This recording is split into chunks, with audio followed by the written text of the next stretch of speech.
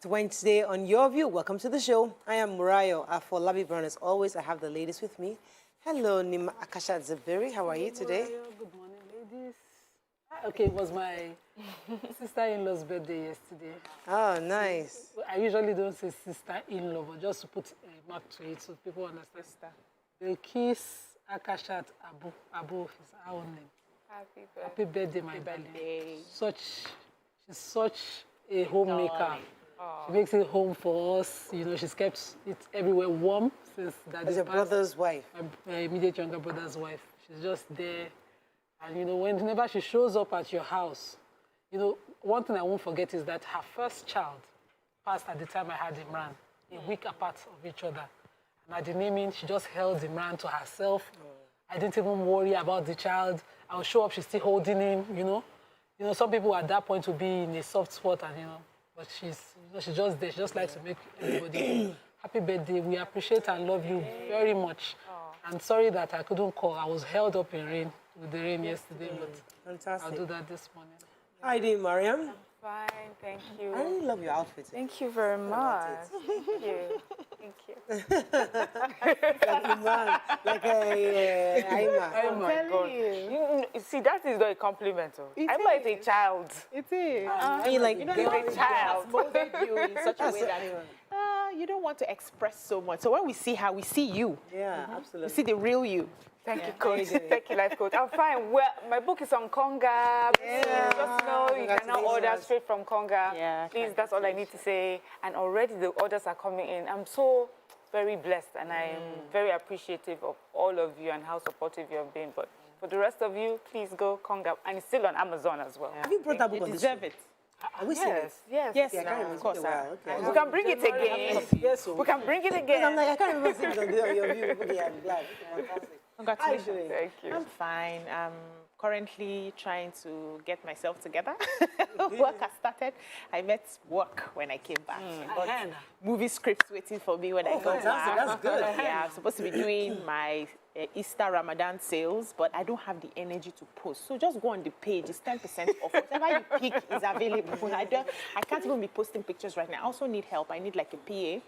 I've let go of my PA because of some issues. So I've been doing all the work myself. And I do quite a lot. So it's sort of overwhelming for me. So I need help. Male or female? Definitely female. The way my work is. Why are you discriminating? No, the way my work is, the person has to be home most of the time with me. Yeah. I work from home. See, this thing of domestic violence is going crazy because my DM is full.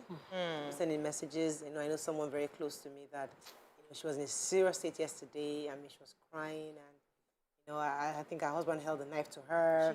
I mean, in the midst of all this has happened, she has to lock herself up in a room, and she needs a place to stay.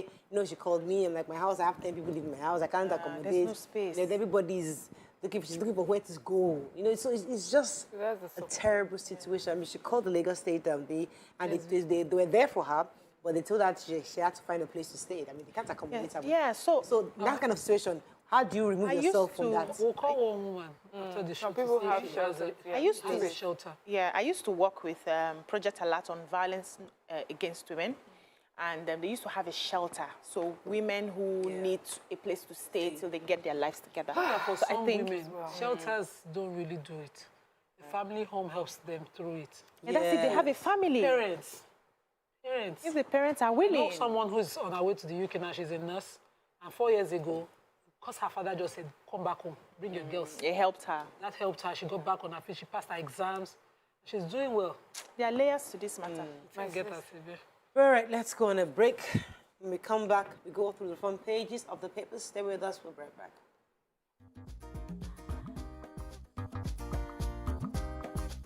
Stay tuned. Your View will be right back.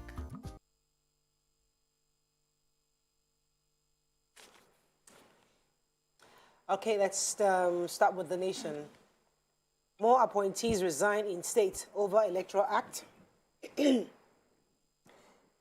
Ajib line, sabotage cuts gas export.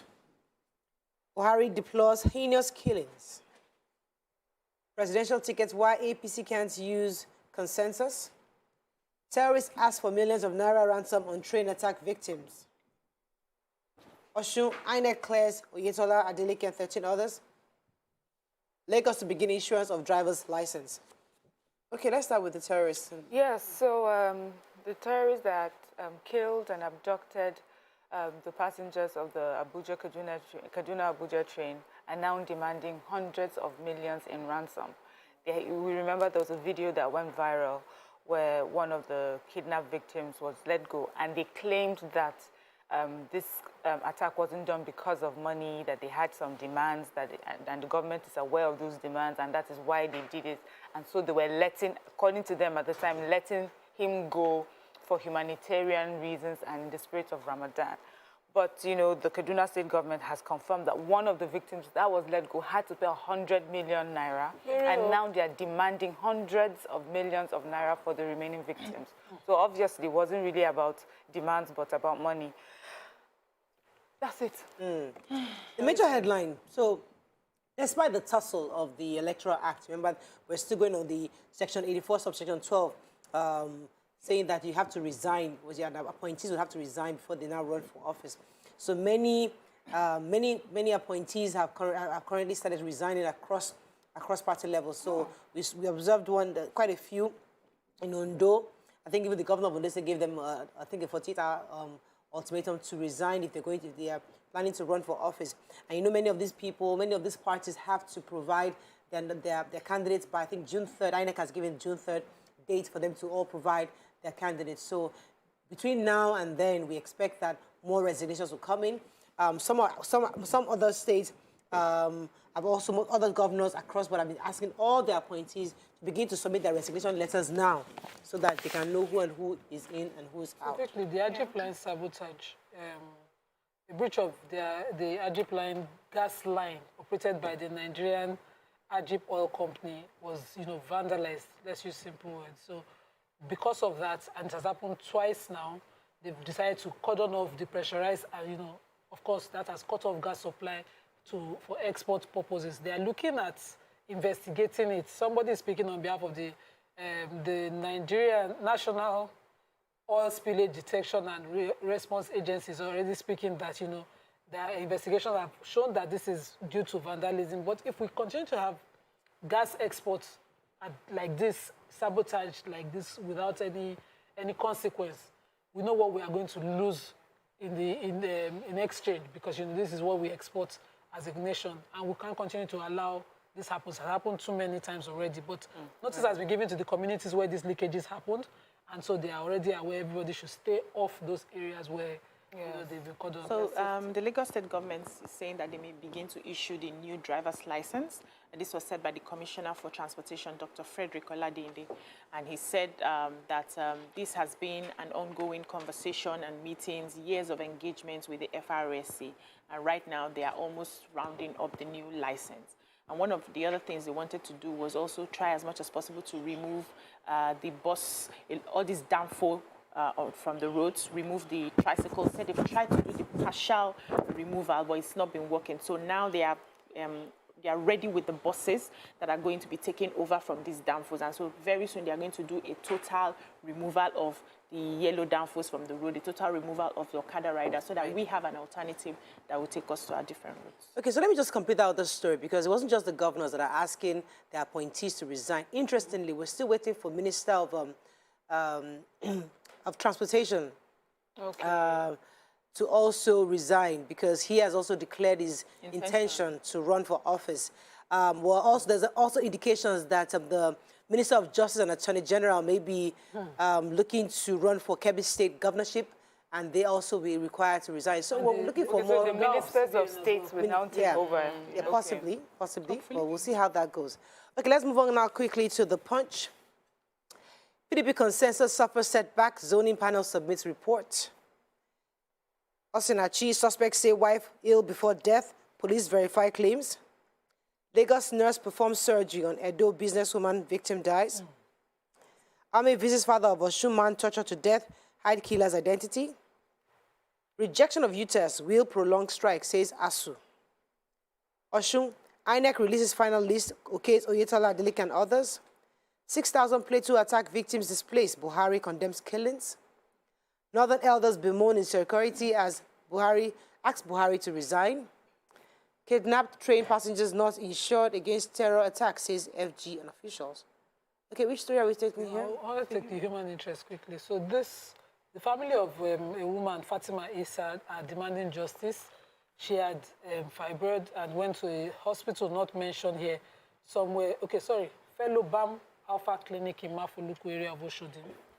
And she was made to pay 190,000 naira for the procedure. And then they carried out the procedure. Her sister had come in from Auchi with her to Lagos when she came for the surgery, and she was in the hospital when they took her in. But they had said to the sister to pay before the procedure would start. So she went to the bank to withdraw the money to pay. But when she came back, her sister had already been taken in for surgery. Surgery was done by the time she came back. And she saw that her sister wasn't breathing properly. But, one thing led to another, she died. The hospital just continued to act as if, nothing happened. It was a result of the surgery. She had a cardiac arrest, according to the explanation. Further investigation by the family showed that the person that carried out the surgery was not even a doctor. He was Mr. a Lawrence. Nurse, they're asking that, investigations are done. At least, I think autopsy should be done also. And this person the hospital not only shot, but that person prosecuted. Very, very important, because we have so many of such hospitals around everywhere in Nigeria. Okay, so PDP, we're still having the same issues, same story being recycled over and over again. They're yet to decide. All the various candidates, there are quite a number of candidates that have actually showed interest in PDP, and they've not been able to decide if it's a consensus candidate or even if they're going to go into zoning. So that is still undecided, but it's looking like they might have to all resolve to either the direct or indirect primaries towards sometime in May, and that's the confusion. So the reporters here tried to reach out to all the candidates, and none of them were able to categorically say which direction the party is going to go. So, I mean, it's still a serious contention if the consensus, because all of them believe that they are well equipped and they have enough competence to run for the office, and they're not willing to step down for anybody. We'll see how that goes. It's really interesting. Yeah, so Benue State on Monday, they're being described as marauding headsmen who attacked 3 local government areas and various villages in Benue State, Guma local government area, Tarka and Logo. In Guma, they said 9 people were reported dead. In Tarka, it says 15 corpses were recovered after the massacre. And the traditional ruler was also killed in Logo. Many eyewitnesses say that these killings were done simultaneously, almost at the same time. They came in attacking people, chasing them into the bushes. Eyewitnesses say even these numbers may just be inaccurate as of now, because there may be bodies still in the bushes. The governor of Benue State just says, we are law-abiding citizens. This is just a direct quote. We have cried for help against these invaders, but nothing is forthcoming. We are left alone, and it looks like it is a deliberate strategy. Now we have only one option: to defend ourselves or be extinct. This is a case for our survival. He also says we have been accommodating other people in our land, but our hospitality is being misconstrued as weakness. We are not a conquered people. We will never be. We are free-born citizens of Nigeria. He's asked security operatives to do more on the intelligence level and tracking down these killers. But really, I mean, this is a story across. I've just read the Kaduna one. Now Benue, there's another one in Plateau State that will take it the next week. Let me quickly say that the president also rejected condemned. As usual. So we've been down this road before. The president is busy condemning, condemning, and the governors are asking people to resort to self-help. Do you want that? Is that a consequence any leader should be calm about? So action has to be happening now. Let's go on a quick break. When we come back, we continue with the review. Stay with us. We'll be right back.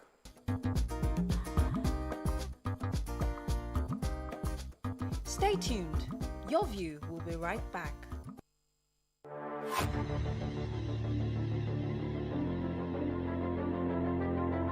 At TVC Communications, we're all about our audience. Millions of viewers, listeners, and readers every day all around Nigeria. Our 2 TV stations are among the most watched in Nigeria. TVC News is our award-winning 24-hour national and international news channel headquartered here in Lagos, broadcasting live from our custom-built, state-of-the-art news headquarters. TVC, the top-rated family entertainment channel, is the place for fun, music, and information. With our breakfast show, Wake Up Nigeria, the all-female chat show, Your View, the best soaps and dramas from Nolly, Bolly, and Hollywood, music and entertainment blast, courtesy Eastplash, and of course, award-winning news and current affairs. It is all here. With news bureau and studios around the country and the ability to go live anywhere, anytime, we are first for breaking news in Nigeria. Awarded the NMMA TV Station of the Year, TVC News is the station of choice for news that is first, accurate, balanced, and reliable every time. TVC and TVC News watched by over 4.5 million people in Nigeria every day on terrestrial, DTH, DTT, OTT, and available to viewers in the UK on Sky TV. Watch all of our world-class programs on TV, online, and on our app. TVC and TVC News, the best entertainment and news for Nigeria on TV and online. And when you can't watch us, listen to us. 102.3 Max FM Lagos and 90.9 Max FM Abuja are now ranked among the most listened to radio stations in Nigeria. Now, with over 1.5 million listeners every day, we're the people's favorite radio station. Best hit music, best on-air talent. Max 102.3 hit music for Lagos and Max 90.9 hit music for Abuja. We are your home for that fun, entertainment, and hit music. In Lagos, TVC, our leading family entertainment TV channel, has a 47% market share. But this is just the start of our journey, as we plan to add even more services to entertain and inform our ever-growing audience. Thanks for being part of the TVC communication story.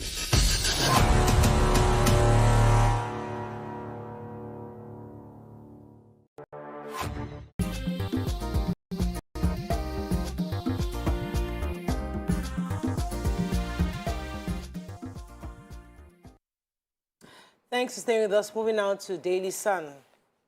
UN PFM parties express fears over the 2023 polls.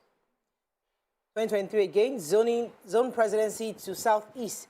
Igbo Assembly charges APC and PDP. Insecurity, Northern elders tell Buhari to resign. Obi competent, capable of leading Nigeria, says Bode George. Nigeria press among world's freest, says federal government. Strike, I'm not against renegotiation of an agreement with varsity workers, says Ngige. FG releases 40,000 metric tons of grains to cushion high commodity prices. And Buhari to security agents deal mercilessly with killers in Plateau. Abia, a non-political pressure group, Igbo Delegates Assembly, IDA, in the 19 northern states of the Federal Territory, are again appealing to the All Progressive Congress, that's the APC, and the People's Democratic Party, PDP, and other political parties to give the Southeast the opportunity of producing the next Nigerian president. So they had a communique that was signed, and I want to quote what they said. They said, we reinstated that Ndigbo believe and need one united and indivisible Nigeria where equity, justice, peace, love, and fairness reign supreme. We also reinstate our sincere appeal to Nigerians of all ethnicities, geopolitical zones, and the religious traditional institutions, all the political parties in Nigeria, to zone presidency of Nigeria come 2023 to the Southeast geopolitical zone for the interest of peace, love, equity, justice, and rapid progress of Nigeria. And they also, appealed to INEC to ensure that all the modalities that are needed for the 2023 elections are made seamless so that a lot of people can be captured in this election. ASU. Okay.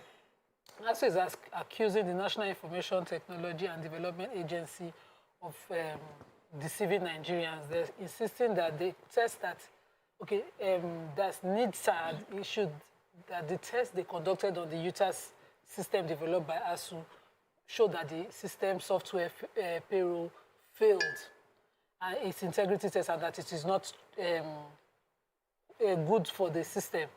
But the ASU chairperson, let me quickly get his name, ASU Lagos Zone person, Adelaja Odukoya, said that what they did was simply a betrayal of the trust of the people, that the UTAS original test that NITA is basing this assessment on, the first test that the system had a 97.4% score, summary score. That's success. That was the first one that they did. Okay. And that the other tests that were conducted between March and 18th had in attendance several representatives, but NITA based their first test on the conclusion on that first test conducted. Their conclusion to the Minister for Economy and the Digital Minister for Communication and Digital Economy that this system was not good enough, and that if a person scores 97.7%, does that amount to failure? No.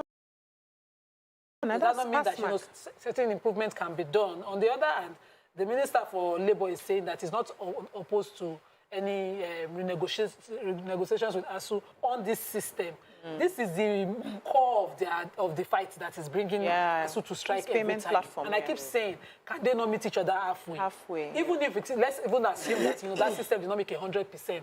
On a 97.something%, at least you people can rejig that system and improve on it. But why are they also insisting on using that particular system? What happened to the IPPIS? Besides, see, the IPPIS was a government initiative. Yeah. The university system... But the government is the employer of these university people. System Right, is so let's not debate this, but it was just about for us to discuss the paper review. So I was going to take the story on the question if the Minister of Agriculture and Rural Development has said that the President has approved 40,000 metric tons of grains to be released to farmers. And this is to cushion the effect of the issues we're having, high prices, the commodities that are high, and the fact that the festive season, Ramadan is coming, Salah, Easter, and all that. So to cushion the effects so that people can actually have more produce to work with in their farms. Also, one of the reporters asked him what types of grains are being released. He now said the assorted is going to be sorghum, maize, and millet, and the rest of them will be released. And this could help many of the especially they have the chicks that always think that they eat many of this maize. So it's be great for them to so that we can have more of these protein for the season. So I'm happy, but another reporter was asking concerning the insecurity with the farming. He now said that they have park rangers who actually help them. So there hasn't been a sharp drop in food produce. That yes, has affected a bit, but people are still eating. There's still some food because we have park rangers who are ensuring security with those various Nigeria is a free country for press freedom, according to the Minister for Information and his spokesperson, his special assistant on President.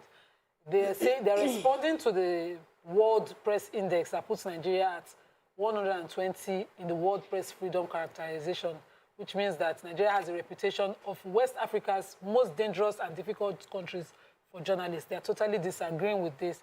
They issued, what they believe in, that this Nigeria trying to regulate social media has been mistaken for Nigeria curtailing press freedom within the country, that there's no such thing, and that, regulating that only facts and responsible reportage is done on certain media and social media as well, is what they're doing here. I sort of agree, because we've had this argument back and forth. Yes, over and over. Vanguard. Plateau massacre bandits shot beheaded victims in their homes. Oh, my Lord. Presidency, PDP's aspirants ready to accept consensus candidacy hierarchy. So this is contrary to what I read earlier.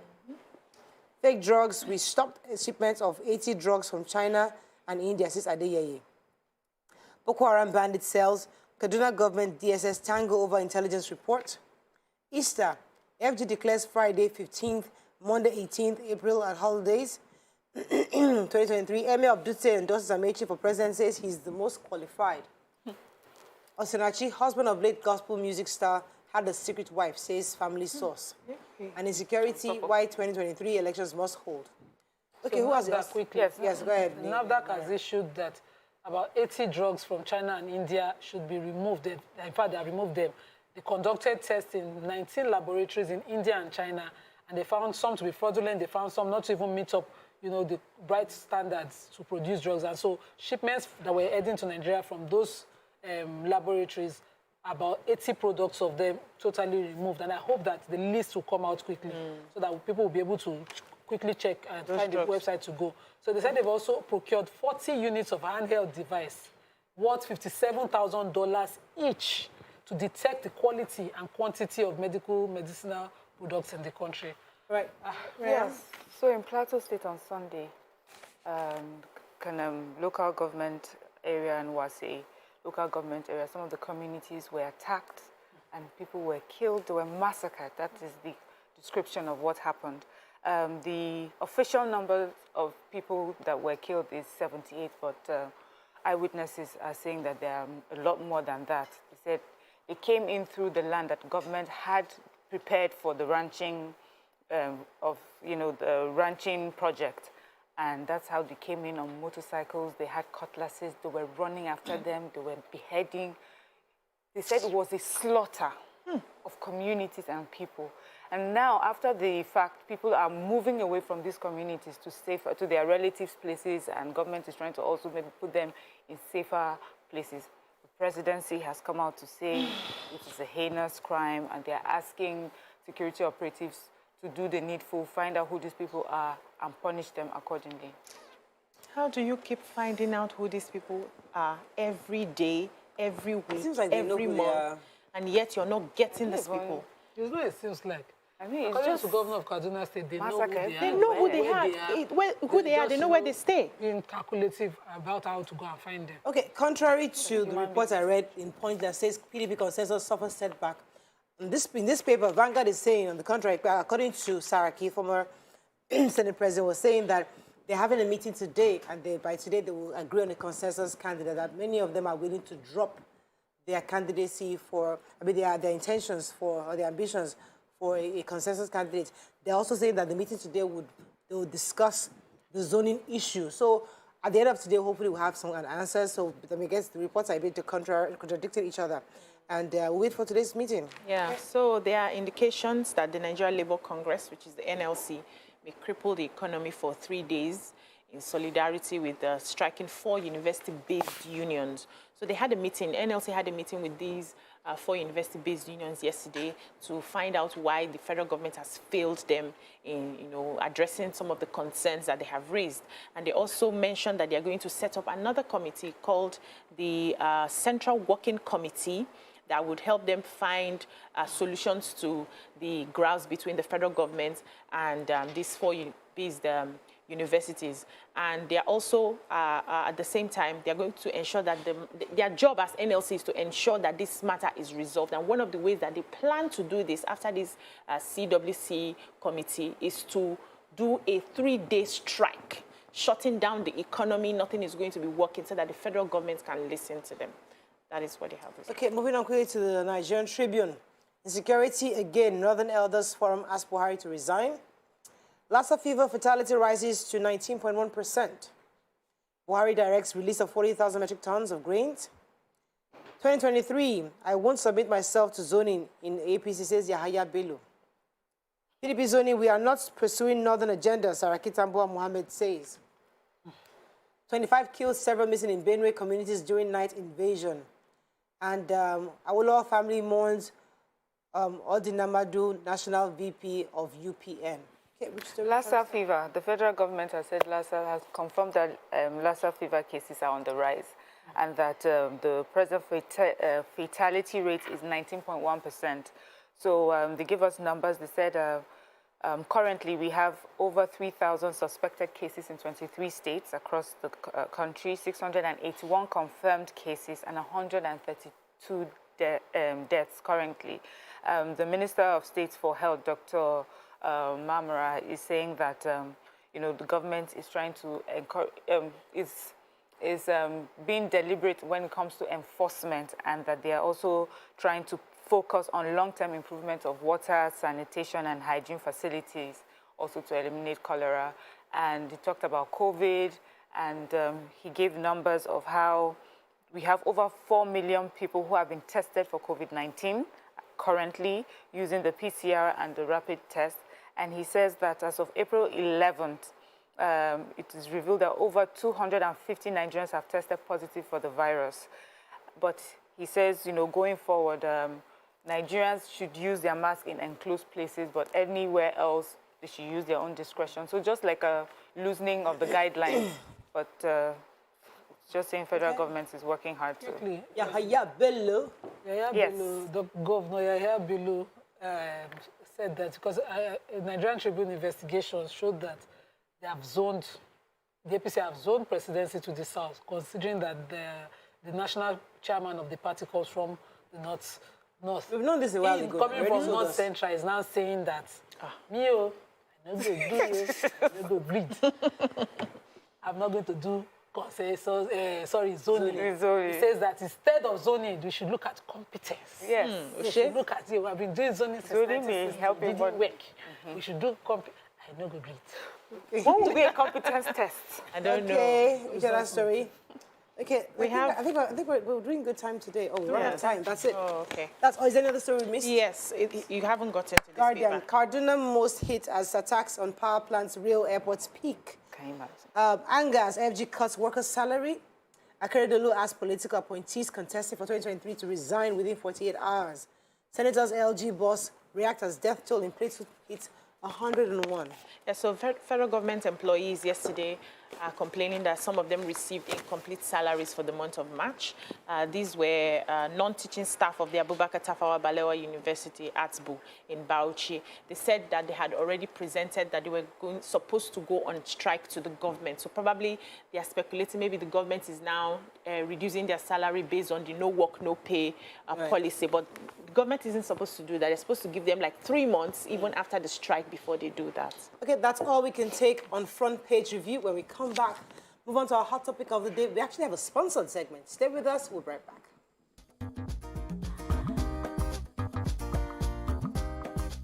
Stay tuned. Your View will be right back. Any short, sharp pain is usually the first sign of sensitivity. The likelihood is the condition is probably going to get worse if you do nothing about it. I recommend Sensodyne. It actually goes inside the tooth and helps calm down the nerve. Sensodyne is a brand that I know works.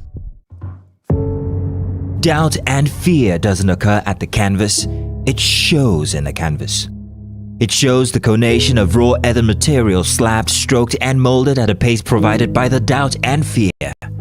Every move weigh in the struggle of one to the other, merging the past to the present, brushstrokes of colors seen but not known.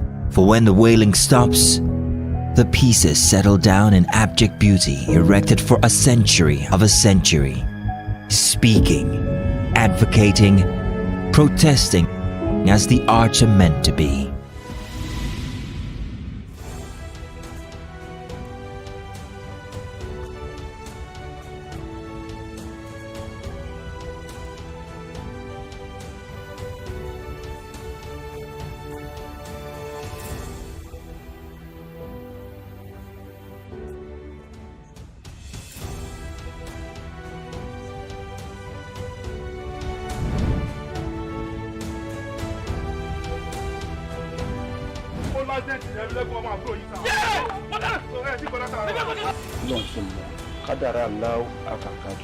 Àwọn kan wà tí wọ́n bá kú tọ́jọ́ kú wọn ò tí ì pé wọ́n á papòdà síbòmíì. Is that how you're gonna say it? Ọdún wa sọ yìí. Bó ṣe wá kọ̀wé ránṣẹ́ yìí pé òun fẹ́ rí mi kájọ fojúkojú yìí kò yé èmi o. Bó ṣe pé ẹ̀rí ẹ̀mí lẹ́kùnmọ́ àyà mi ti sọ kí. Torí kí ni? Àkọ́yẹ́ kọ́ mọ kí jẹ́rẹ̀ ẹ̀mí lẹ́kùnmọ́ yọmọ mú yẹn rí flashback jọ́ ìkí ọmọ tó mọ ẹgbọ́n mọ́.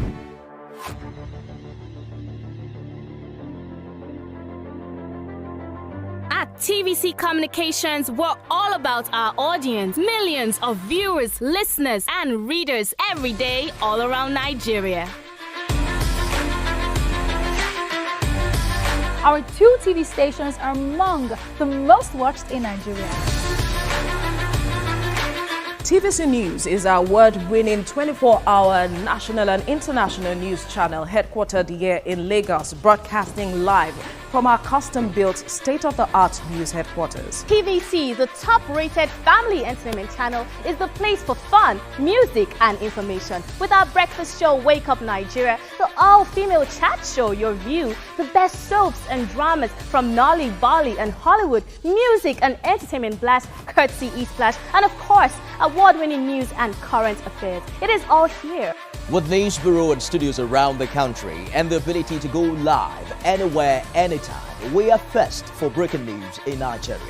Awarded the NMMA TV Station of the Year, TVC News is the station of choice for news that is first, accurate, balanced, and reliable every time. TVC and TVC News watched by over 4.5 million people in Nigeria every day on terrestrial, DTH, DTT, OTT, and available to viewers in the UK on Sky TV. Watch all of our world-class programs on TV, online and on our app. TVC and TVC News, the best entertainment and news for Nigeria, on TV and online. And when you can't watch us, listen to us. 102.3 Max FM Lagos and 90.9 Max FM Abuja are now ranked among the most listened to radio stations in Nigeria. Now, with over 1.5 million listeners every day, we're the people's favorite radio station. Best hit music, best on-air talent. Max 102.3 hit music for Lagos and Max 90.9 hit music for Abuja. We are your home for that fun, entertainment, and hit music. In Lagos, TVC. So surely you must have heard or seen the Nigerian Football Fund and TNFF campaign talking about unlocking greatness and building a greater sports economy. Right now, exclusively, we've gotten someone in the building from GTI, the financial company powering to fund, to help us shed some light on the project. Joining us now is the Executive Director, GTI Asset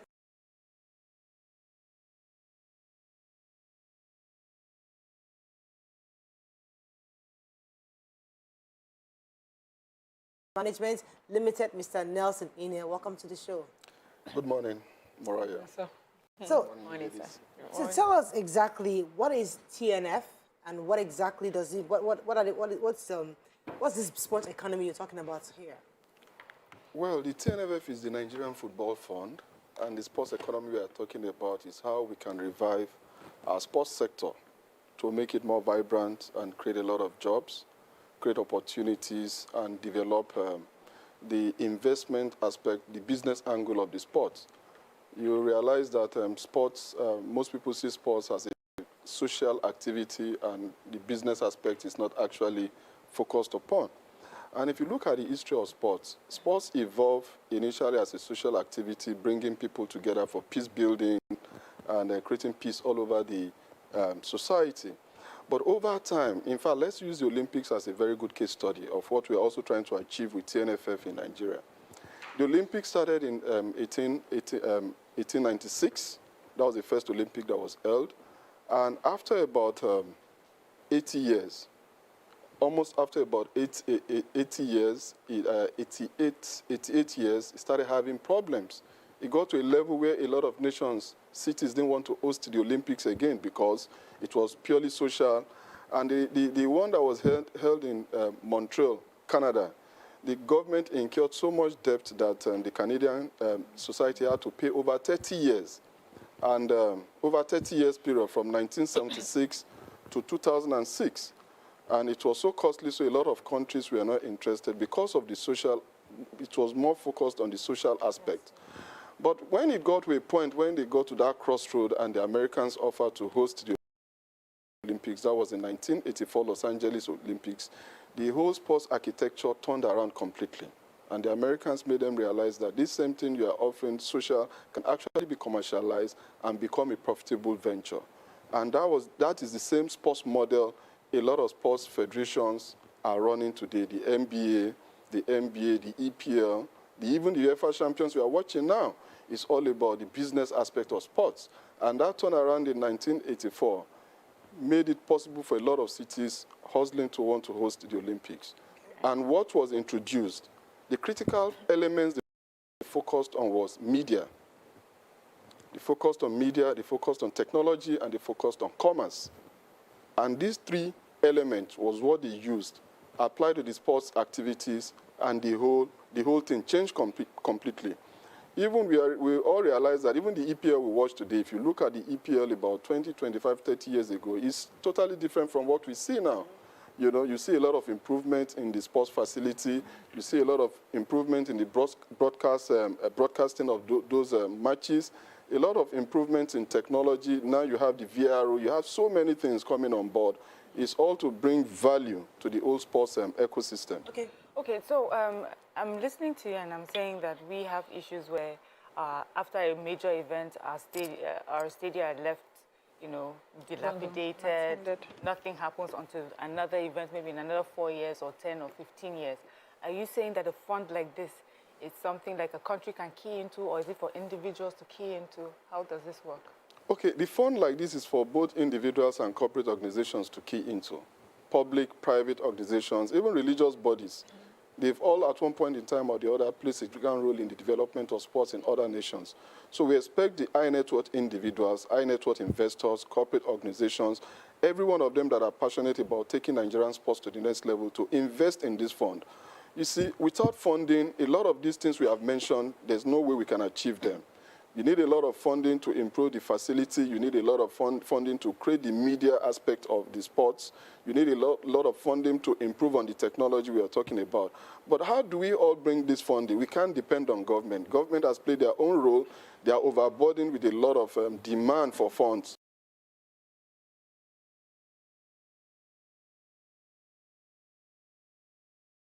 And like you said, that our sports facility are not being maintained. It's because everything is government dependent. And the whole idea is that, okay, fine, let's create this fund with a lot of corporate governance structures in place, financial discipline and prudence, to ensure that whatever we set out to achieve is achieved purely from a business angle. Because sports generate a lot of revenue. Now, research has revealed that a lot of Nigerians consume foreign sports because we don't have something that is of the same quality locally. Now, how do we bring that same standard? We need to invest and intervene in every aspect of the sports. Yeah. So how can people be a part of this project? Yes. Especially the funding aspect. Okay, fine. You can download the application, the subscription form from the website. It's called tnff.gti.com.ng. You can download the subscription form there. You fill in the form and you pay online. And the minimum subscription is 100,000 naira minimum and in multiples of 100,000 naira. And what we are looking at is pulling these funds together to invest in the business aspect of the sports. We generate revenue from these funds, and at the same time, for the investors, they get reward for their investment in terms of dividend, in terms of capital growth. So we are actually focusing on the sports, the business aspect of sports. And I'll tell you, sports is big business all over the world. When you get hooked to Man U, Liverpool, and all this stuff you get so much excited about, you are only being excited about it, but the business angle behind, the revenues are growing on a daily basis. Even if you look at the sports betting industry alone, just imagine the amount of money Nigerians are spending to subscribe to watch the Champions League, to subscribe to watch the EPL, and on sports betting. Then you can understand what this whole fund is all about. Anytime I hear FF. Hello? FF. Anything FF, I fear. Why? You know, because who are the who are the managers of this Nigerian football fund? Okay, one clarification I want to make here is that this is a purely private sector initiative. Oh. It's not government initiative. Yes, we always require the endorsement of government and all this stuff, but it's purely a private initiative. And it's going to be managed by the private organizations. And what we've done, the fund is registered and regulated, approved by the Securities and Exchange Commission. We have the fund custodians, that's the UBA custodian bank, meaning that every money we invest goes into that UBA custodian bank. We have the trustees to the fund, Registered Trustees Limited. We have the fund managers, which is GTI Asset Management and Trust Limited. We have the reporting accountants. We have the rating companies, and we also have the registrars. So you have all these important organizations coming together, put up a good structure to manage these funds. So what happens is that once this fund is raised, we now interface with the sports sector. We know the areas that can generate a lot of revenue. We're talking about TV rights, we're talking about sponsorship, we're talking about gate takings. What we're also looking at is how do we optimize all these revenue channels in such a way that they generate a lot of revenue. They actually have the capacity to generate that revenue. Look at our various sports facility, look at the crowd that can go in there and pay to watch those matches. But we are not getting that now because we need to improve the standard of play. We need to improve a lot of things. So that's what we're looking at. You know, when you mention sports, it's like an umbrella for different activities. Yeah. And I remember growing up, we used to have things like javelin throw, judo wrestling, and all that. What area of sports are you going to be engaging in? Because this is business for you. I'm definitely sure you're going to find those areas that would bring in revenue. So what areas are we looking at? The Nigerian Football Fund is going to be focusing on football and by extension all other sports. Okay. So it is not limited to football. Okay. That's just the name, the Nigerian Football Fund. But the focus is we are going to be looking at the business aspect of every sport, football, basketball, cricket, every viable sports. Yes. Because I've somewhat worked in this space before, because I've worked in a company where we bought the UEFA rights, we bought the Champions League. I know the EPL. I understand the business of it. But you see, sometimes you see, do we have that market? And the market that can actually pay. Because Nigerians, they pay for these tickets, you know, and an investor is thinking to myself, it's a good idea. Even the rights, if you're going to sell rights for Enyimba, you know, like, who would want to watch? And so there's something that builds up to the point where the people, the market you expect to pay this money, they are ready to expend that cash to make this business possible. So how do you take people from just entering the stadium to go and watch Enyimba to say, okay, you got to book your tickets, you can pay for merchandise, you can buy this good stuff, you know, and how do I begin to change Nigerians? That's a difficult thing to do, and how do you plan to do that? It's not so difficult, because you're talking about the market. The market is already there. There's demand for the product we are talking about. What you are now looking at is the quality of the service you are rendering. Now, what is happening currently is because the people managing the sports now are not focusing on the business aspect of it. The moment it becomes business, everything changes completely. Everybody will sit up. Everybody will sit up. There will be more discipline. There will be more prudence. There will be more quality to deliver, because now it's about delivering quality and people paying for quality. You are not watching EPL because you like EPL. You are watching EPL because EPL is delivering quality. Yeah. But to deliver this quality, you need some level of investment to... Like how much? That's what I was okay, going. fine. So you said high net worth, high net worth, insurance corporations. Yes, the initial offer of this fund is 5 billion. That is the initial offering. But it's an open-ended fund where we expect a lot of hundreds of billions of funds, meaning that the fund is not limited to this initial offer.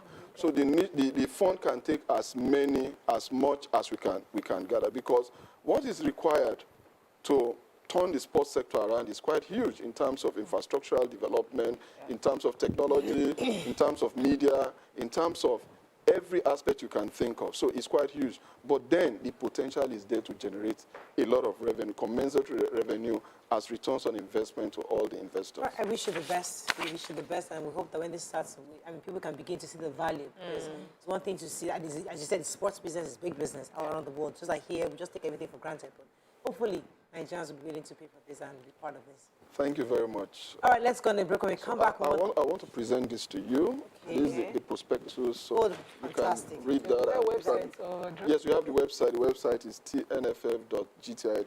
TNFF, yes. Okay, fantastic. All right, that's all we can take on this segment. When we come back and move on to other segments, stay with us.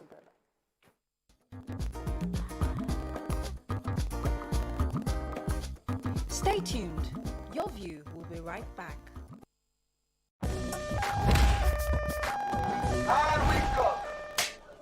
Oh boy, see this collab where they shoot there. Blue scatter. Guy, give me small new number now. Romance without finance na annoyance. Better give me ball. Yeah, give me the number. Oh yeah, jot the number down. 0805. Where the complete number? This one where so hot like the blights are gonna need juice, so just like juices. Hey, oh yeah, give me last numbers. My 5 password. 41 are you owe me. Oh yeah, 7650. What's you? Smiley, hello, how are you? What's you?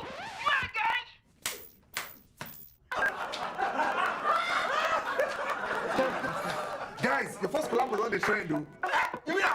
Find your first. Choose a social data bundle that suits your style. Dial *777#. Glow Unlimited. I moved from the United States to Nigeria about a year ago. It's been a very good experience living in this community. We've been in the United States for 26 years. We started in 2019 and we were able to finish the building in 2020 and we moved in 2021. And since we've been here, it's been a marvelous experience. The road that leads into the estate, marvelous. You have peace of mind. They have the stadium. They even have payment method that is so easy and convenient. You do not have any fear whatsoever. Adrian Arms is a perfect place for you to be. That is taking the incredible, affordable. The Zenith Better Life promo is back, and it's bigger and better. You could be one of 20 lucky customers to win 150,000 naira every 2 weeks from now till January 31st, 2023. To qualify, simply open a Zenith Bank account and maintain a minimum balance of 5,000 naira. For more information, visit www.zenithbank.com/betterlife. Zenith Bank, in your best interest. Thank you for the rejections that taught me to keep striving. Thank you for the long hours that taught me discipline. Thank you for the knockdowns that taught me to bounce back, and for the unexpected victories that taught me to never give up. Thank you for making me who I am. Every Harmattan, before 6.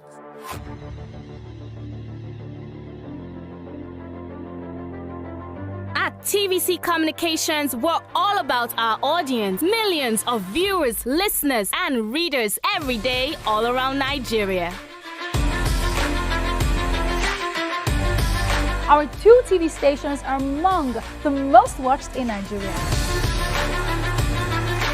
TVC News is our award-winning 24-hour national and international news channel headquartered here in Lagos, broadcasting live from our custom-built state-of-the-art news headquarters. TVC, the top-rated family entertainment channel, is the place for fun, music, and information. With our breakfast show, Wake Up Nigeria, the all-female chat show, Your View, the best soaps and dramas from Nolly, Bolly, and Hollywood, music and entertainment blast, courtesy eSplash, and of course, award-winning news and current affairs. It is all here.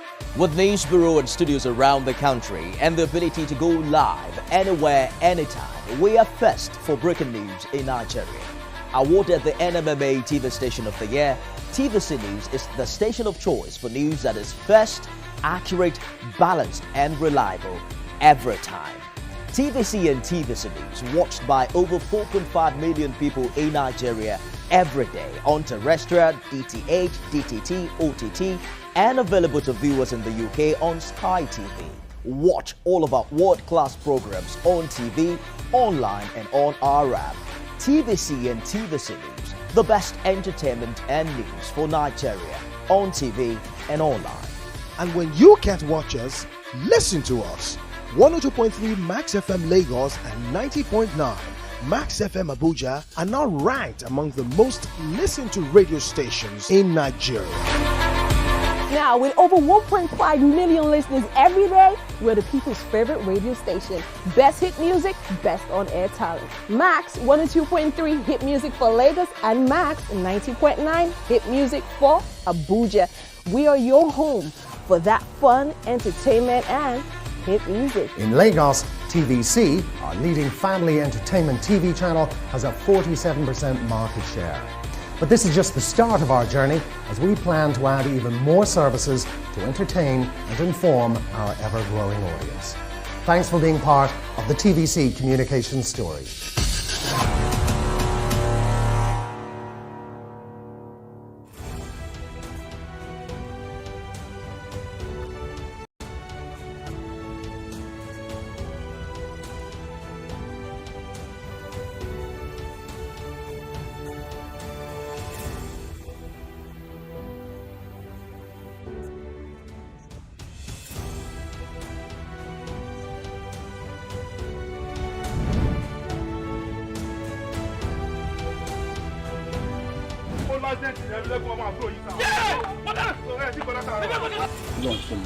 kádàrá aláwọ̀ àkàkàjù.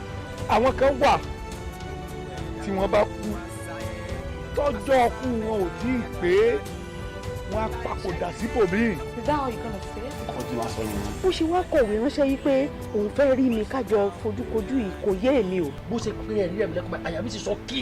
torí kí ni. àkọyẹ kọ́ mọ bí jẹ́rẹ̀ ẹ̀mí lẹ́kùnmọ́ yọ mọ mú yẹn rí flashback jọ́ ìkéyọ̀ mọ́ tó mọ́ ẹgbọ́n mọ́. Doubt and fear doesn't occur at the canvas, it shows in the canvas. It shows the conation of raw ether material slabbed, stroked and molded at a pace provided by the doubt and fear. Every move way in the struggle of one to the other, merging the past to the present, brushstrokes of colors seen but not known. For when the wailing stops, the pieces settle down in abject beauty erected for a century of a century. Speaking, advocating, protesting as the arts are meant to be.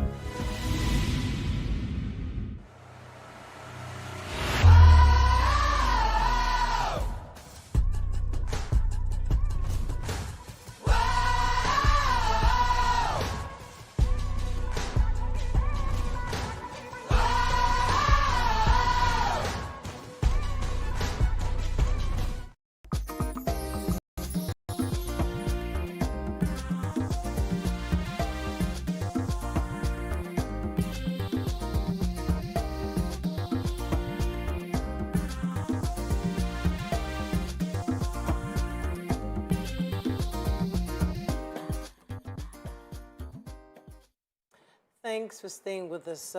We're still discussing this issue of domestic violence. I will be taking it from a different angle. I mean, as many know, last Friday when the music gospel singer Osinachi died, and they were alleged that she died as a result of domestic violence, lots of people have come forward to say, express their various experiences in this same regard. But today, more videos have come out of different people who have been abused by their spouse. And what is worse is that many of these videos were recorded by third parties watching. A few videos our producer is putting together that hopefully we can be able to show before the end of this segment. But our focus this morning is the people. We, the people. The culture of silence, not just the victim, but also the bystanders, the family, the in-laws, the friends, those who feel that, yes, she deserves it. And regardless of the crime this woman may have committed, does she deserve to be whipped like an animal? Animals these days do have rights, bro. Yeah, they do. Animals have rights too. So the truth is that let's talk to ourselves, we the bystanders. We'll discuss more about the victims later, but the people who sit and watch, why do we rather keep quiet? Is this a protection of us? We don't want to get involved. We don't want this villain to also turn on us.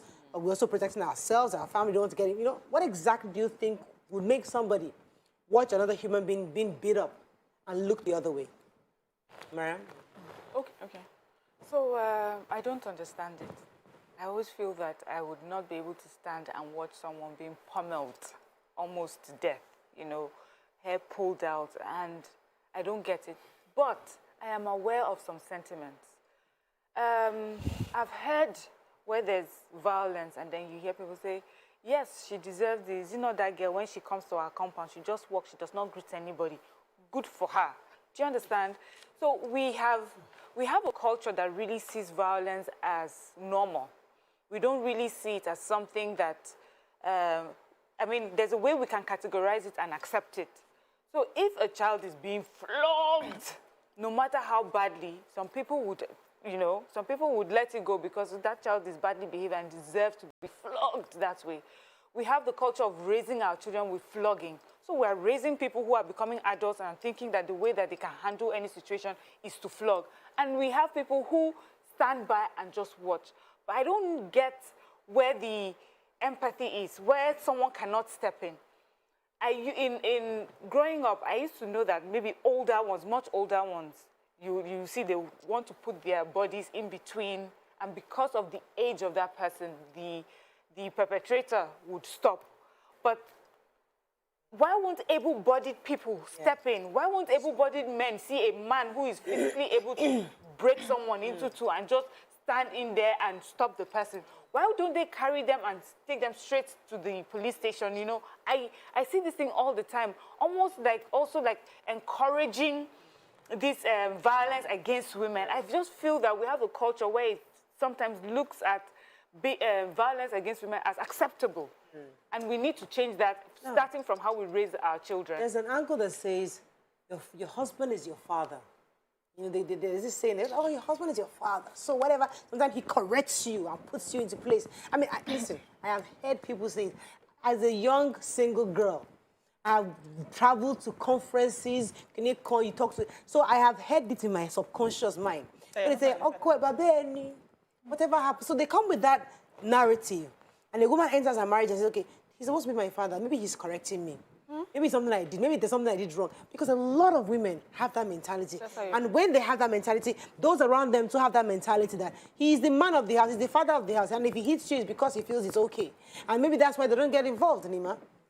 Yes. Okay. So there was cultures where the man is like the patriarch, untouchable, lord over all kind of personality, where when he's upset, it's only him and his victim, and everybody just be thanking their God. Thank God it's not me today. So everybody just be like, you know, and they'll just corner away, and they don't think of their numbers. And I posted a video once. It was in the Arab world where a man was married to multiple wives and wanted to bring in another wife, and he had been abusing the other women, not physically, by, you know, denying them monies. And they thought of their numbers and gathered him, tie him up, beat him very well.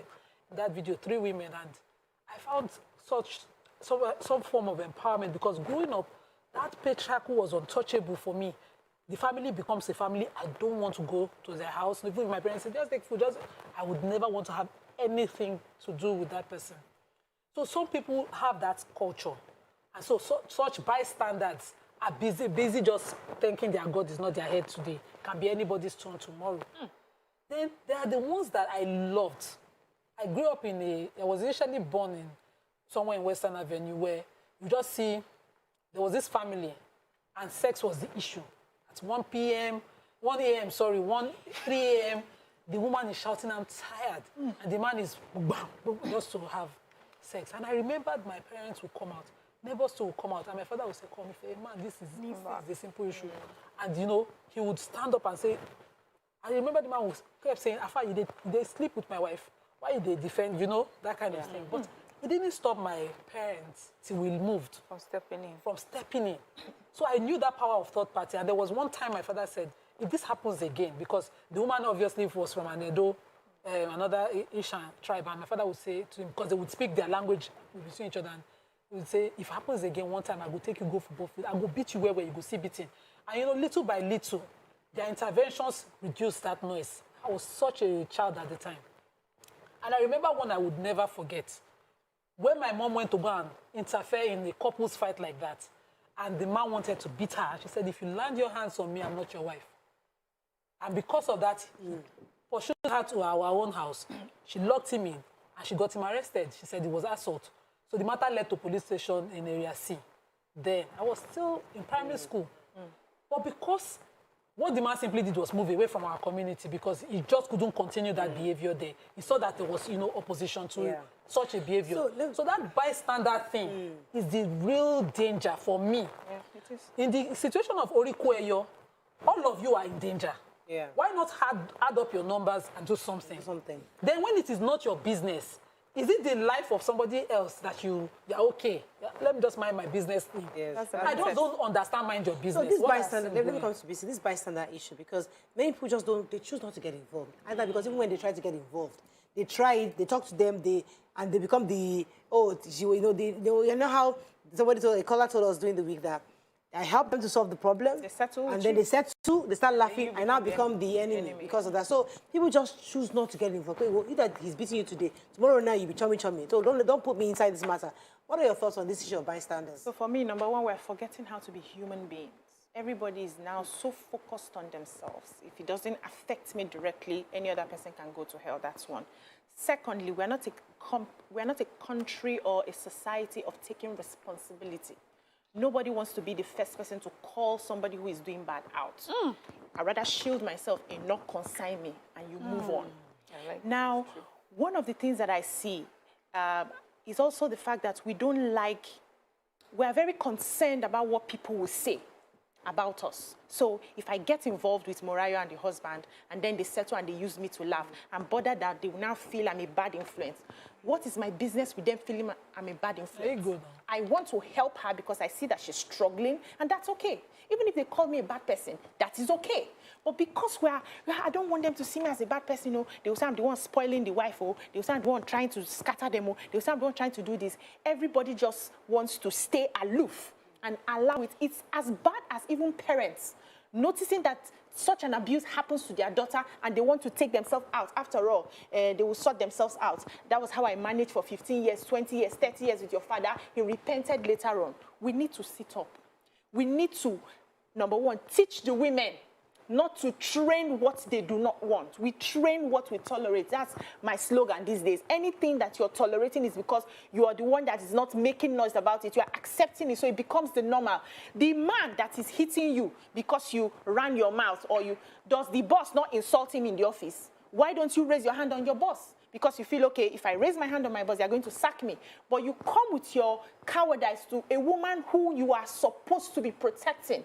Your bone is bigger for protection, and you are beginning to destroy the person you're supposed to be protecting. And everybody stands by and it's not my business. It doesn't concern me. We need to change as a society. We need to take the bull by the horn. Are we not the ones that say, mind your business? No! I mean, that's the truth. No. When it comes to evil, we cannot mind our business when it comes to evil, because that is our business. And it will come. Okay, let me give you an instance shortly of what happens to a woman who stays in an abusive marriage and raises children in that.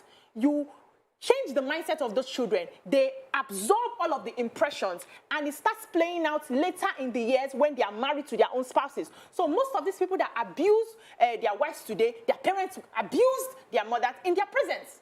So we are building because it's not our business. We allow evil to thrive. We are building it, and it's becoming, it's trickling over and over and over in the society. So at some point, we need to step up. Let me quickly add to what you said. So not just that they will insult you when they settle, is the discouragement about bystanders putting their mouth.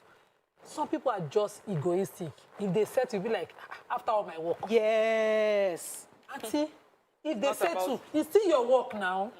And if some people will not say, because they settled the last time and they have another fight, I will not go and put my mouth. That's the danger. Ego. Every time there's a fight, put your mouth as much as you can.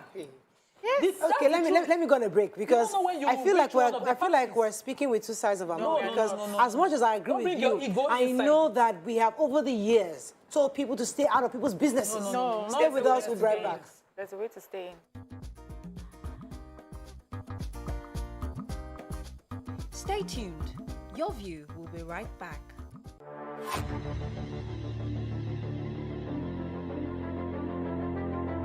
At TVC Communications, we're all about our audience. Millions of viewers, listeners, and readers every day all around Nigeria. Our 2 TV stations are among the most watched in Nigeria. TVC News is our award-winning 24-hour national and international news channel headquartered here in Lagos, broadcasting live from our custom-built state-of-the-art news headquarters. TVC, the top-rated family entertainment channel, is the place for fun, music, and information. With our breakfast show, Wake Up Nigeria, the all-female chat show, Your View, the best soaps and dramas from Nolly, Bolly, and Hollywood, music and entertainment blast, courtesy E-Splash, and of course, award-winning news and current affairs. It is all here. With news bureau and studios around the country and the ability to go live anywhere, anytime, we are first for breaking news in Nigeria. Awarded the NMMA TV Station of the Year, TVC News is the station of choice for news that is first, accurate, balanced, and reliable every time. TVC and TVC News, watched by over 4.5 million people in Nigeria every day on terrestrial, DTH, DTT, OTT, and available to viewers in the UK on Sky TV. Watch all of our world-class programs on TV, online, and on our app. TVC and TVC News, the best entertainment and news for Nigeria on TV and online. And when you can't watch us, listen to us. 102.3 Max FM Lagos and 90.9 Max FM Abuja are now ranked among the most listened to radio stations in Nigeria. Now, with over 1.5 million listeners every day, we're the people's favorite radio station. Best hit music, best on-air talent. Max 102.3 hit music for Lagos and Max 90.9 hit music for Abuja. We are your home for that fun, entertainment, and hit music. In Lagos, TVC, our leading family entertainment TV channel, has a 47% market share. But this is just the start of our journey as we plan to add even more services to entertain and inform our ever-growing audience. Thanks for being part of the TVC communication story.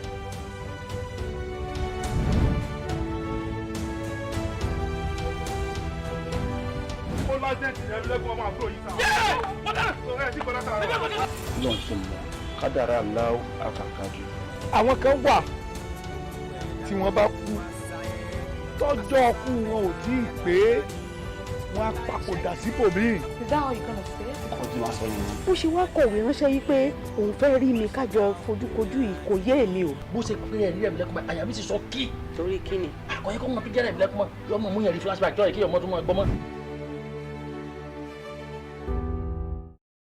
How we're doing, guys? Is the makeup in progress? Makeup, check. Are the scripts on the prompter? Script, check. Are we set in the PCR? All team in place? PCR, check. Clock is ticking, time is racing, lights up. Plans all set. 120 minutes of hot entertainment. We are ready for the mission.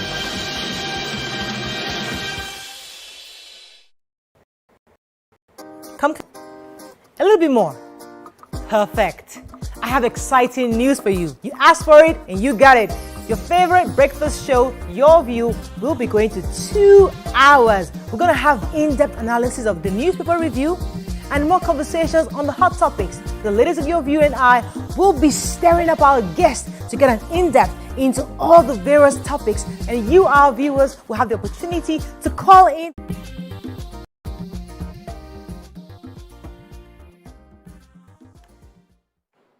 Thanks for staying with us. So there was a video we watched that actually spurred this conversation, and I must say, viewer discretion advised, seriously advised, because it could be a bit heart-wrenching.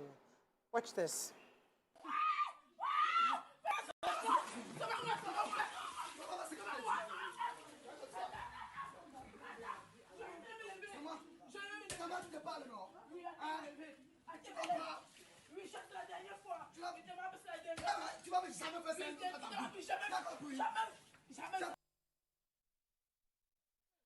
Okay, so we saw that online. Everybody, I mean, it's being passed around. And this is a man pulling a woman through her hair, using her hair, kicking her like a football on her face.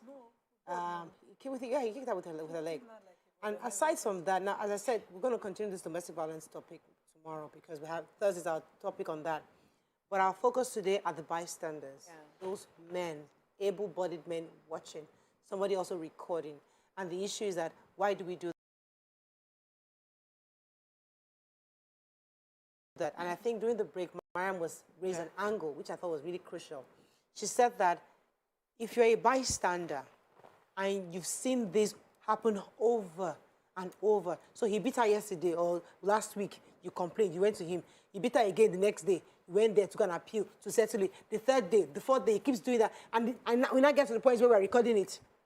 So As a bystander, you are tired of talking. You've come to settle fight back to back. How do you participate in something two adults have chosen not to fix? May I make an attempt to respond? And that's, okay, and that is what, you know, we have to talk about support system. When everybody says, when something happens like this, if it leads to serious physical abuse like this or death, as, you know, the case in point that we've been talking about, is that people are asking, where is our support system? So the support system can only give you the support that you want them to give you based on the decision you've taken for yourself per time. So your support system will be, and this is what I mean, your support system will be with you. If you decide to stay in an abusive marriage, they will talk to you about it. They may involve the police about it. They will, you know, pray or different things. And then if after all that you refuse to leave, the support they will give you is wipe your tears every time you come. Listen to you, wipe your tears, because they know that everything else that they have tried that should have made you take yourself out of that situation and you haven't. That's the support they will give you. The support they may give you is also document it for just purposes, yes, something would come up. That's one. So that is why we say, in the end, you have to make that decision for yourself. Your support system would not carry you and bundle you. If they do it the first day and they do it the second time and do it the third time, the fourth time, they will not carry you. They will just come and visit and tell you sorry. And we hope that, you know, you're strong enough again to take it the next time. There's a part, I know it may sound as if I'm victim blaming. That's not the case. We need to remind, I know that there are different categories of why women stay. There are some people who would say it's because if I leave, how would I fend for myself? If I leave, I don't know anywhere else. This is the man I know. So the category of a woman who says, I've known this man all my life. We've been together since we were teenagers. If I leave, I don't know. So there's a large number of women who will tell you that. We teach those women that there is another option. You can do, you know, you can move out. That support system will guide you through that moving out. Yes. There are those who have everything that they can thrive outside, but they don't see it.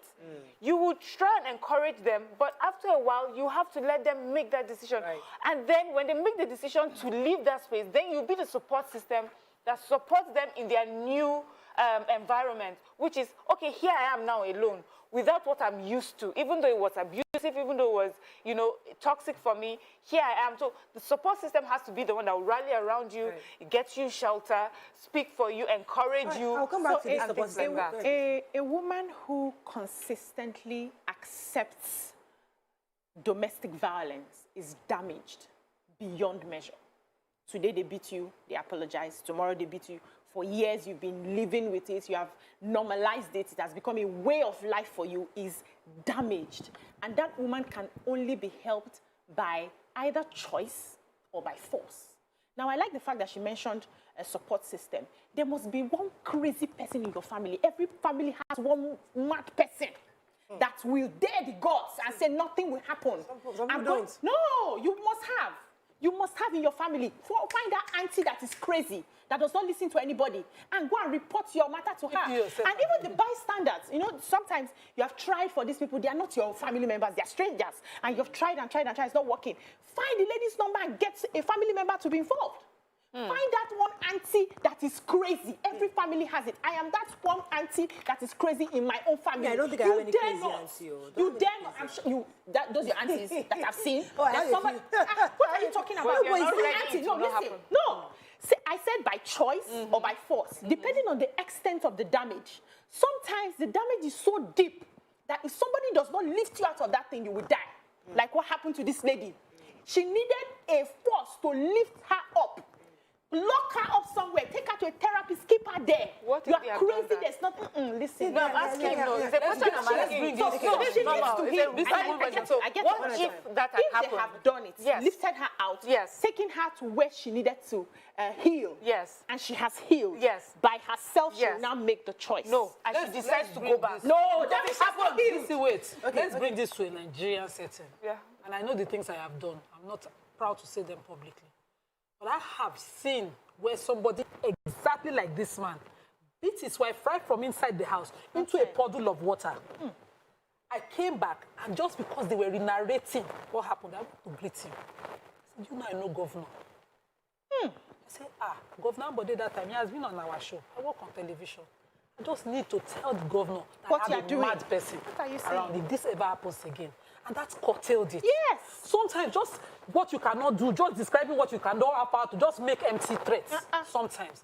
And there's this evil that bystanders do, which is looking at whatever provoked that beating, say it justifies it. Yes. Most times in Africa, it's when adultery, suspicion of adultery, or any of such things. A man will now reduce the wife like this. Bystander will say, yes. Fine, it is. Yes. The reason is because I'll quickly, there's no rushing in this matter. There was I'll bring 2 cases. There was a killing in Iba, local government. He made the headlines. We took it here on Human Interest. A boy and a girl dating. She was a former prostitute. He said he will remove her from the street. He brought her home and she went back to the street. Fight happened. Everybody minded their business. The next morning, we're discussing murder. There's a case of the banker lady whose mother-in-law said, leave this, my son. He will kill you. And she didn't leave, just like Miriam said. But her family could have been caught. But nobody did that. When we were fast-forwarding the matter, somebody had already died. The guy had been sentenced now to life imprisonment in Lagos State. We have such records. We have many, many such that we can talk about that brings the fault of the bystander out. See, it is not about your ego, and it's not about the number of times that you have been there. It counts when the number of times when you turn your back and something wrong, something irreversible happens. Let me take this call. Good morning, Olayemi. Are you there? You're live. Go ahead, please. Okay. I want to give you an example of this domestic violence. Some people, they don't want to come out of the violence. I'm close to 60. Some 30 years ago, I met a young lady. Can you hear me? Very clearly. Go ahead. Some 30 years ago, I met a young lady. She was living with us, not living with us, we were sharing the same flat. So at the night, I had them crying, shouting. I forced the door open. I saw this girl side down and put plaster on her mouth. I said, why? And I asked her, since you have not even engaged, leave this man alone. You believe she refused to leave the man. She went into the marriage. I learned, and after 2 kids, she have left the wedding. Some refuse. If you go in, they call you amiable. I'm close to 60. Since then, I've mind my own business though. That is the problem of those women, we women. I told my husband when I was young, I met a young man. He's very wealthy. He gave me a dirty slap. I withdraw the law till today. I withdrew the law. Very, very rich. He's a DG now. So, thank you, Olayemi, because that is my own worry. We tell women, mind your business, don't get involved, don't let people, don't bring a third party, keep it to your... And this same mouth we used to, don't bring a third party. It's the same mouth that now saying, call somebody now, call one auntie, find this auntie, find... I mean, so people who say don't bring a third... Those men, those fathers and mothers who are advising you not to bring a third party, they know that sometimes this man will slap your face. You know, because you have not told them that, you have not told them the extent of the slap. So when we say don't bring a third party, is for issues that can easily be resolved. You don't need to be dragging the whole family members to come and resolve those issues. Your normal, we all have challenges in our marriages, the normal arguments that you have. You don't need family members. You can talk it through. And that's why we advise as much as you can keep it within, keep it within. But when it comes to issues of violence, when it comes to issues of domestic violence, physical, sexual, emotional, you must bring people in to save yourself. Don't tell a third party is a fraud. We forget the psychology of an abuser. I did an extensive research on this. At the time I was working with this non-governmental organization on this. And we realized that the typical abuser is a coward. The typical abuser is a weakling. The typical abuser is fearful. So if you say we don't want to because of what he will do, he dares not. When he sees somebody he is afraid of. So use that fear against him. And if you touch this person, we will deal with you, we will lock you up. A lot of systems. See, they say you can bring a horse to water, you cannot force it to drink. I hear all of you and I hear your points about the fierce person, the government person, the whatever. In the end, you have to take that decision for yourself, and we need to teach women that. Yes, we agree now. Nobody will take that final decision for you. They can carry you, put you in a box, lock you up in a dungeon.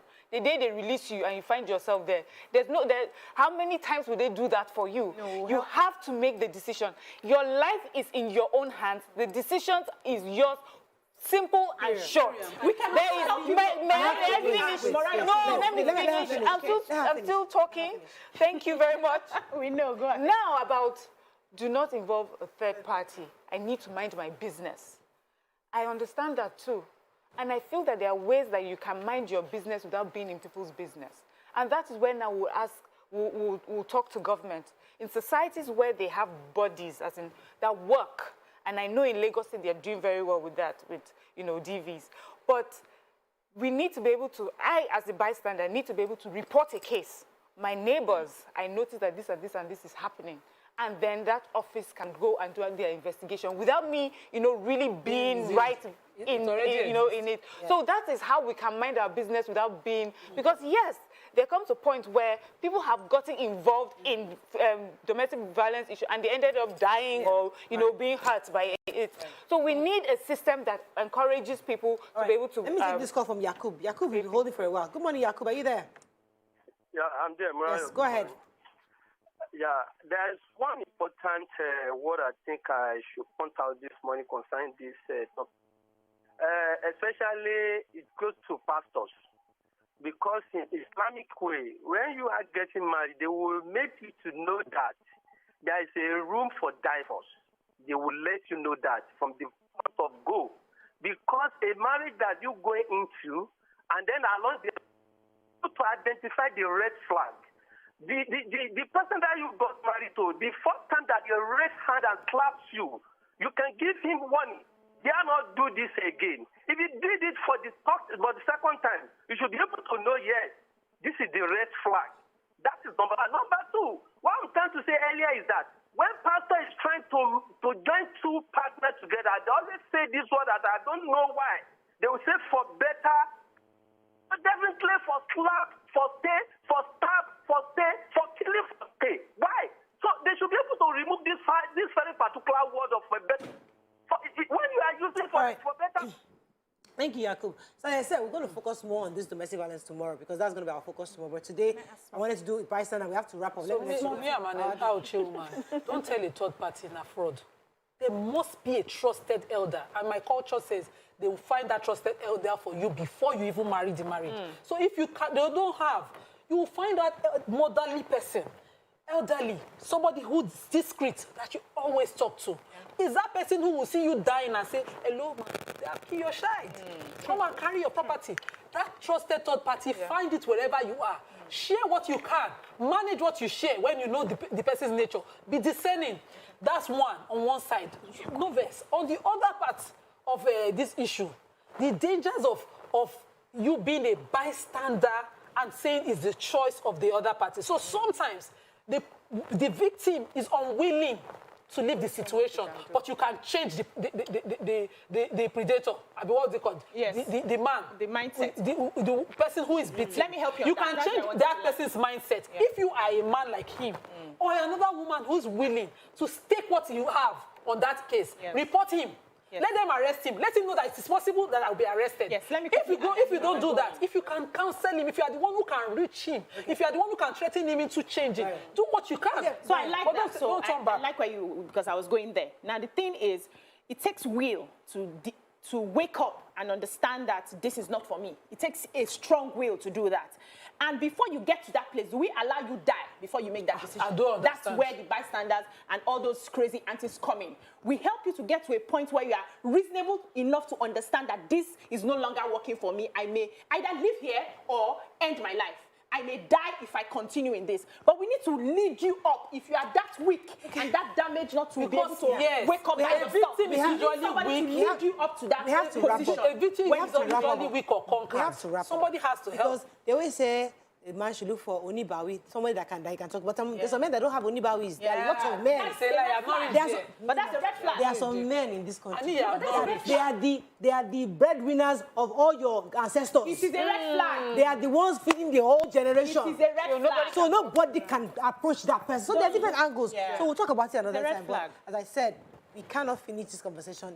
It's the conversation of the season. Yeah.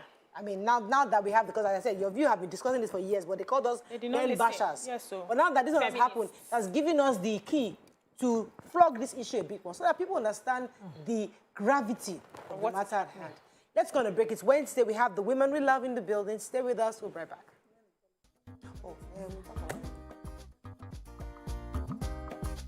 Stay tuned. Your View will be right back.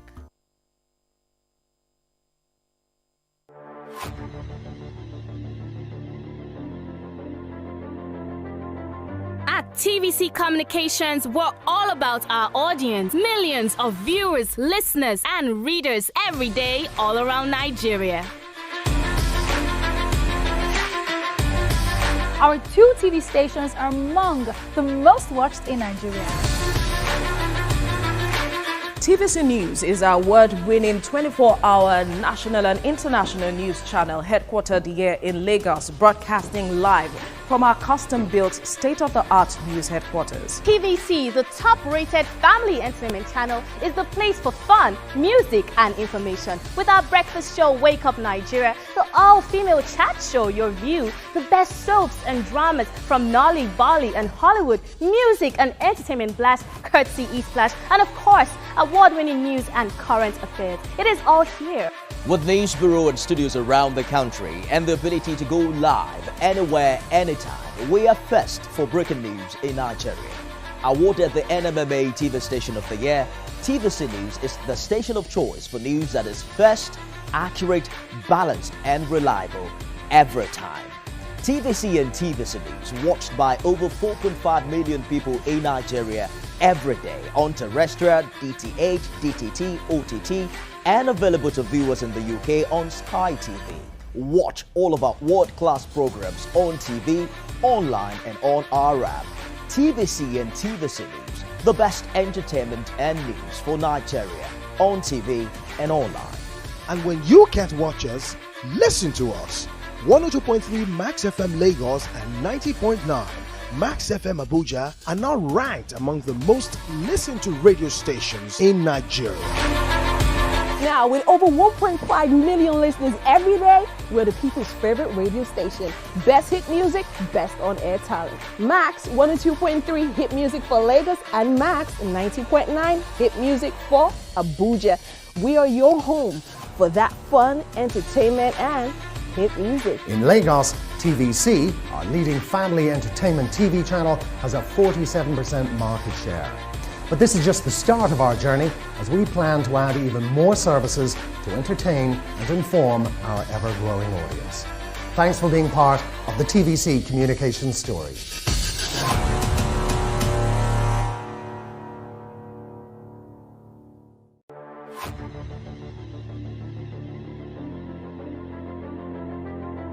At TVC Communications, we're all about our audience. Millions of viewers, listeners, and readers every day all around Nigeria. Our 2 TV stations are among the most watched in Nigeria. TVC News is our award-winning 24-hour national and international news channel headquartered here in Lagos, broadcasting live from our custom-built state-of-the-art news headquarters. TVC, the top-rated family entertainment channel, is the place for fun, music, and information. With our breakfast show, Wake Up Nigeria, the all-female chat show, Your View, the best soaps and dramas from Nolly, Bali, and Hollywood, music and entertainment blast, courtesy E-Splash, and of course, award-winning news and current affairs. It is all here. With news bureau and studios around the country and the ability to go live anywhere, anytime, we are first for breaking news in Nigeria.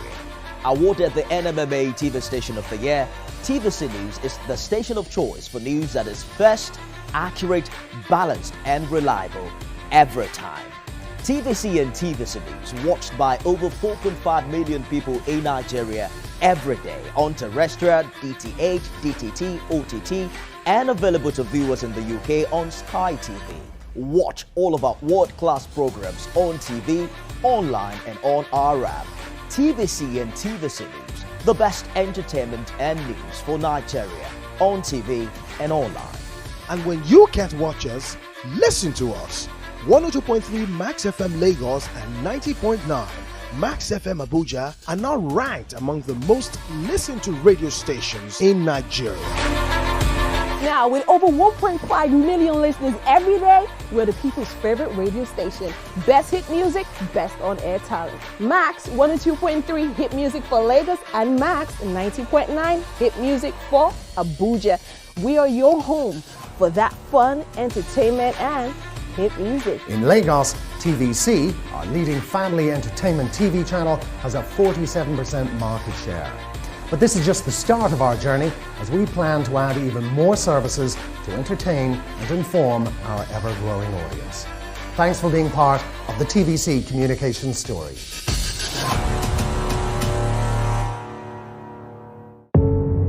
Doubt and fear doesn't occur at the canvas, it shows in the canvas. It shows the conation of raw ether material slabbed, stroked, and molded at a... So it's our Women in Politics segment, and joining us now is a woman who started her career in property and facility management. She has a background in print and electronic media as a television presenter on NTA on the program Faces and Events. She was also the managing director or CEO of the National Mirror newspaper and the publisher of today's Prime News. A thoroughbred politician and women rights activist. Please welcome with us Honorable Kafilat Ogbara, Commissioner for the State Audit Service Commission. Welcome to the show. Thank you for having me. Good to have you on the show. So the ladies of your view and I have decided that this season we're going to be supporting a lot of women in getting into politics, that they need a platform to tell us what they've done. We know you're currently the Commissioner for the Audit Services right now. But why are you running for office, for a new position, and why do you think you can do better? Thank you very much. First of all, I want to commend the crew, Your View, and I want to also commend TVC as an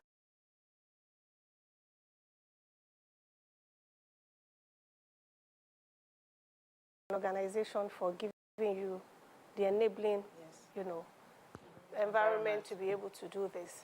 Because a lot of women need more of this in all our media platforms. So thank you very much. You're welcome. Well, I am in the Lagos State Audit Service Commission as a member there. And I have been doing my bit in terms of employment for our people in my constituency. And I have also been trying to support our people in my local government in various ways. And for me, service at any level is service to humanity. It doesn't matter the office I'm holding. If I'm asked to come and serve as a counselor, if I think that is where I can touch lives, my sister, I'm ready to serve at any level. Very good. Because this country, we need to make deliberate efforts and take deliberate steps to ensure that we all contribute our quota in different ways to help in the development and growth of this country. A lot of us travel around and we know what happens all over the world. And then you are bothered that when exactly are we going to get there? So this is something that I am passionate about. I am very, it's not about holding a public office. I've started all this kind of emancipation right from my UNILAG days. I was the first person to break that jinx when they reserved just the assistant secretary for girls in University of Lagos. And I said, look, I want to be the OSU treasurer, and nothing is going to stop me. When I ran my campaign on campus, my sister, they thought I wanted to be a governor. And that was, I had the highest votes ever recorded in the history of UNILAG then. So, and I became the OSU treasurer, by the grace of God. Right. So there's nothing men can do that women cannot do. What is it that they are doing that we cannot do? Nothing. So that gender equality must come to be. Good. Because that is the only way we can have the real growth and development that the world needs. Yeah. Today we know that the world is facing a lot of challenges. We have problem of poverty all over the place, hunger, climate change. bad health system and all that, all over the world. And you know, when you have big challenges, it takes only bold, you know, steps to be able to curb these challenges. And this is why world leaders have come together to, you know, come with global goals, to achieve global goals. Right. Because without having all these goals, the targets, there is no way we can solve all these problems. And in these global goals, we have gender equality. Yes. So until we get it right. Just for clarity on my question, what office are you running for? The House of Representatives, Koshofe local government, by the special grace of God. I would like you to tell, let's just bring it to the Koshofe constituency alone first. What are the issues that you see? Recently, I was driving past one of these local government I will not disclose, and I'm very familiar with the reps member for that place. And I just saw his billboard, continue the good work. I was like, as in I never suffer. You know, your area. in an area. So, within Koshofe, what are some of the issues that you'd love influence and power to change? Because you would say they already have representatives. What are they not doing exactly that you'd love to change? If it's not broke, why fix it? My major challenge is with young people. And for a long time, I have always clamored for generational shift. I have always thought that, you know, a lot of our politicians, a lot of our leaders, you know, most of the time, they are there 20 years, 60 years on the same position and all that. When exactly are the young people going to take their, you know, rightful place? And we have a lot of young people that are very intelligent, brilliant, that can do a lot of things in this country. But they need the enabling environment. But sometimes people also canvass that maybe the young people are not ready. You know, they are not ready. Because most of the time they go on social media, criticize the system and all that. But what alternative are you bringing on board? Are you organized enough to do something different? So we find out that a lot of our young people are unemployed. And we know that it's not just about getting the jobs for the people. But while I was at the Audit Service Commission, we did an employment process, and we were able to employ a lot of young people from my constituency. You know, I was able to influence that to ensure that a lot of young people got the job. But most importantly, we need to give them what they need to do to be self-employed and be able to create more jobs. So these are the aspects. Going to the House of Representatives is beyond just a constituency problem. It's looking broadly at the national issues and the national problems that we have as a nation and as a country. So you have to go there to see how you can influence the right laws. If we have the right number of women in the National Assembly, what happened to all those bills recently wouldn't have happened. So we need women, women representation that would truly represent even the interest of women. But in fairness to the lawmakers, many of them voted for that bill. Many of the vote, that's in the Southwest, many of them were told actually voted. Do you think, I mean, that's also a step in the right direction, that we have lawmakers who believe in gender rights? Were the bills passed? No. So, that's in the end. You know, many times when we have people who want to be representatives of a community, of a place, I always like to know in what ways they have engaged them, in what ways they have participated in anything with them or impacted them. Could you tell us what you've done in Koshofe? In Koshofe local government, I was the candidate for the House of Reps in 2003. I contested against Honorable Dr. Marshall, who was in this party then. So because of the party, I didn't make it. 2007, I contested against Honorable Dayo Bush as well. I was the candidate. So for you to know that I've been around for a while, and I've paid my dues. Yes, I've paid my dues, and I've been at it, and I'm not relenting, I'm not giving up. So it's like a lifelong time ambition, which by the grace of God, this is the right time that God is going to fulfill it. Amen. So how are you galvanizing the grassroots women to support you? Because what we hear most of the time is when women like you want to aspire for certain positions and we help you get there, you just forget us. You wear your fine gele, fine have you heard of swagger? Bling, bling, and then have you heard of swagger? What is swagger? Well, swagger is the Southwest agenda for Ashwaji Bola Ahmed Tinubu. And by the grace of God, I am the national coordinator for women in Nigeria for Ashwaji Bola Ahmed Tinubu. Coordinating women across the whole country in support for Ashwaji. You know those women that are singing? And Do you know them, yeah? Those women that are singing. That are singing. I'm a singer myself. We are all singers. There's a particular interest I have in those women. Those ones, they are my own. They are my people. They are swaggers. Can you help us bring them? If anytime you want to do it. Anytime you want them, they will be here. So I live for them. Let me quickly add another question. So, how also do you intend your voice to be heard in the house? Because I feel that women in the houses, their voices are sort of That's the real issue. There are certain politics that they are not able to play, and so you bring this, they push it aside, you bring that. How do you want to make that? Do you know that whatever you do, whether politics or not, it's about the personality. It's about you. Okay. So even when you get to the house, for instance, I tell people, all these people that represent us in Abuja and everywhere at the national, whether as a minister, as a senator, whatever it is, Abuja is like a national pool. You have to bring your personality into the office. It's not about the office. It's about you. Sometimes we have national executives and somebody is just an ex-official. And you find out that that ex-official member will be the one that will be controlling what happens in the whole of that executive because of the personality. So it's about you. It's about who you are sending there to represent you. As a House of Representative member, for me, I can open any door to ensure that I protect and get the interest of my people back. So your party is yet to select who the candidates will be. I mean, I know there will still be a selection at some point. Yes. But this, you talked earlier about focusing on the youths. Now, we've seen also in the past where honorables give them kekena-pebs, empower them with computer training, empower them. I mean, we've seen quite a few of these around Koshofe. We've seen that. In your view, what do you plan to do to counter that or to make it better or to add to that or to take from that? Yes. I don't know if TVC was at the empowerment program of Senator Tokunbo Abiru. That was a breath of fresh air because what he did was something very different in the political terrain. He brought, banks to come there.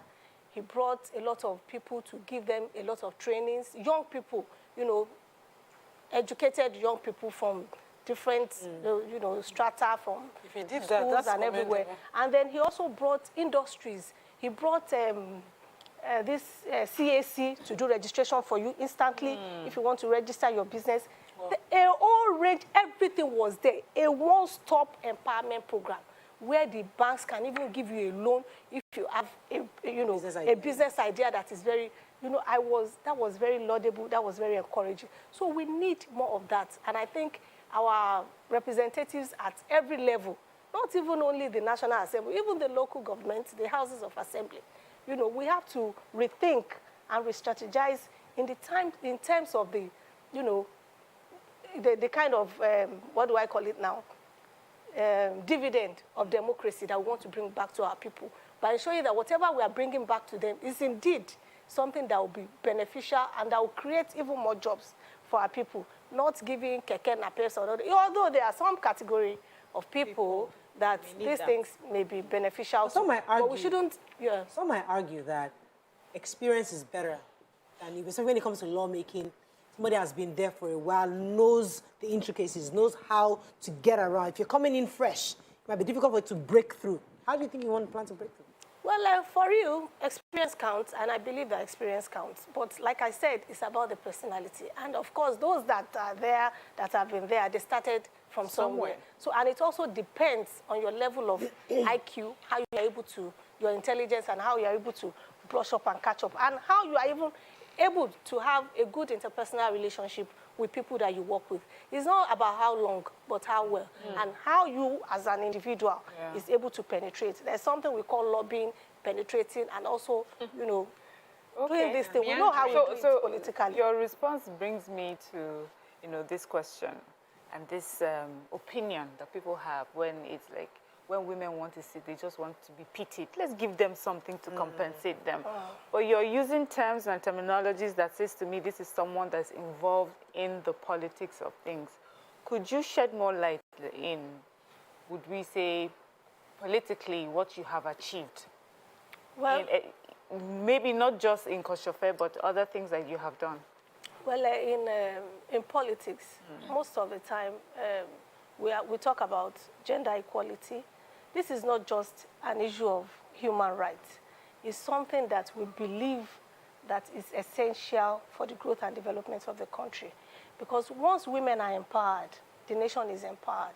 There is no amount of effort or, programs that we do as a nation, as a country, or as a government that can be beneficial, like ensuring that women are properly positioned. Because once a woman is properly positioned, she's empowered, the children are fine, the immediate environment is also okay, and she knows how to influence her immediate environment.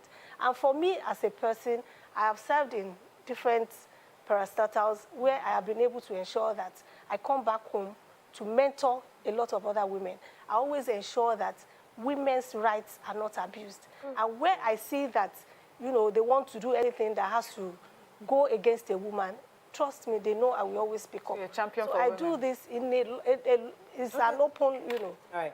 Yeah. Okay, so let's talk about family, because, sometimes juggling, work, family, being obviously in politics for a while. Late night meetings. Now you want to go to Abuja.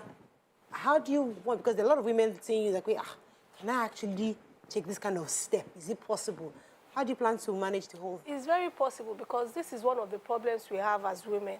Most of the time when women come late from meetings, you find out that if you are a family that have your in-laws around, they will see it as, she's coming late. Where is she coming from? And things like that. But if it's a man that is coming late, they see that it's the breadwinner. He has gone to hustle to bring food on the table. So these are some of the issues. But you find out that late night, that is when the real decisions are made. Why? That is when you can get things done. Can we change it? For me, from my experience, when I was in PDP, I wanted to contest the House of Assembly election. And most of the leaders, they had this G14 or was it G15? They were like, no, she just came to politics, blah, blah. Then I just left it like, she just came to politics. No, this is the person we are going to use. And then they started. When we wanted to do the primary election, I walked round the clock. The person I saw at 1 a.m., 2 a.m., 3 a.m., 4 a.m., till morning. If they line them up, this one will say she came at so time. I changed all the elections. By the morning when they wanted to do the primary election, I won. They were shocked. They cancelled it. But coincidentally, it was a woman that was the head in my local government. I remember then it was in her house, and she was part of the people that was like, no, this is the person, the men, all of us want to use her head. So they said, let's do it again. We did it again. The same thing. I went out. Sometimes my husband followed me. Well, we did it, and then I won again. Third time, I did it, I won again. So in the long run, they have to. You're ready to do the So you have to be ready. It's not about being a woman, or let's give it to them. We have to give them a certain person. You have to be capable and be able and be eligible to get it. But you have this pretty and you have to also work very, very hard. You have this pretty fine face. This women should not wait to be served a la carte. They should not. You have to work for it. You have to get it by merit. And don't think because you are a woman, you can influence it by back door, or be backside, or whichever one. No. Doesn't last. Work for it and get it by merit. That is my position. Oh, fantastic. I mean, it's good to hear when women have ambition, because recently this whole Ebele Chukwu and thing that happened that she's running for Senate, and unfortunately, sadly, the video that came out with the slap with Bianca showed that, because she had come out and said, listen, I was only trying to go and greet her. And this is a woman that is running for Senate, and we're thinking to ourselves, okay, you're running for Senate, you're telling us stuff, can we believe what you're saying? Because you just lied about walking from here to go and greet, where you actually went to go and harass them. So we need you to show competence. Have you lied to the public? Have you, are you the first person that do you have credibility? Do you have integrity? True. Have there been situations where they found that your word is not your bond? Yeah, we have this kind of things in the house. I hope you don't have this kind of issues. No, by the grace of God. No, look, when you're coming out to contest an election, you have to check yourself. You have to check yourself very, very well.